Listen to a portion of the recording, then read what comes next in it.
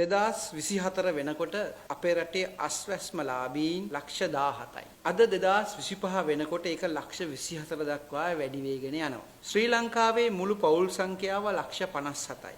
මේකෙන් 30ක් අද දුගී දුප්පත් පත්වයටපත් වෙලා. අපේ රටේ ග්‍රාම නිලධාරී වසම් තියනවා 14000ක්. හැම ගමකම සාමාන්‍යයෙන් හිටියේ මීට පෙර හිටියේ පවුල් 30ක් 40ක් තමයි ඊට දුගී දුප්පත් භාවයෙන් හිටියේ. අද ඒක 171 දක්වා වැඩි වෙලා. දැන් එන්නෙම මේ දුගී දුප්පත් භාවය අපේ රටේ වැඩි වෙමින් පවතිනවා. දැන් පාසල් ළමුන් ගත්තාම අපේ රටේ ඉන්නවා පාසල් ළමයි ලක්ෂ 42ක්. මේකෙන් ලක්ෂ 14ක් අද මන්ද පෝෂණයෙන් පෙළෙනවා. 33ක් අපේ මුළු ජනගහනයෙන් කන වේල් ගණන අඩු කරගෙන තියෙනවා. තම දෙමව්පියන් නොකා තම දරුවන්ට කෑම දෙන සංඛ්‍යාව අද ජනගහනයෙන් 27ක්.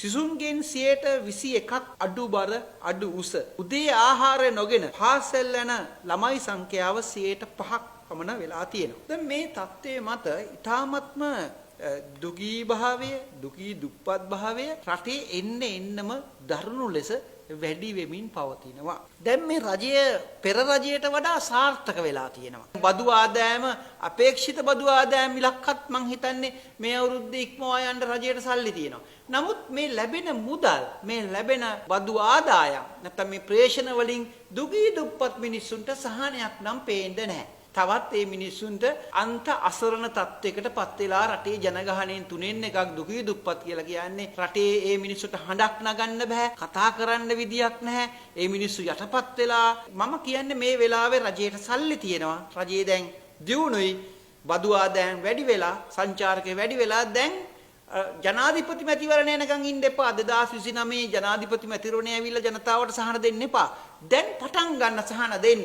අපේ වැඩිහිටි ජනතාවට බෙහෙත් ගන්න මුදල් නැහැ. බෙහෙත් අහස උසර නැගලා. ඒවල හැම පවුලකම අද වැඩිහිටි ජනගහනයේ ඉන්නවා. ඒගොල්ලන්ට ඒක නඩත්තු කරගන්න අමාරුයි. ඔවුන්ගේ මුදල් වලට පොලිය අඩු වෙලා තියෙනවා, බැංකු පොලිය.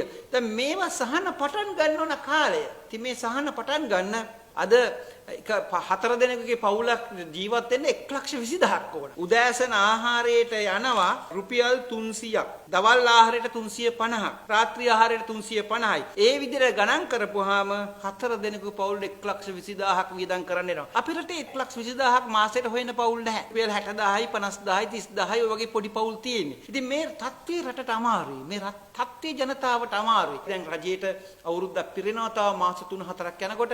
ඒ හින්දා වහාම ජනතා සහන දීම ආරම්භ කළ යුතුයි කියන ස්ථාවරයක අපි ඉන්නවා.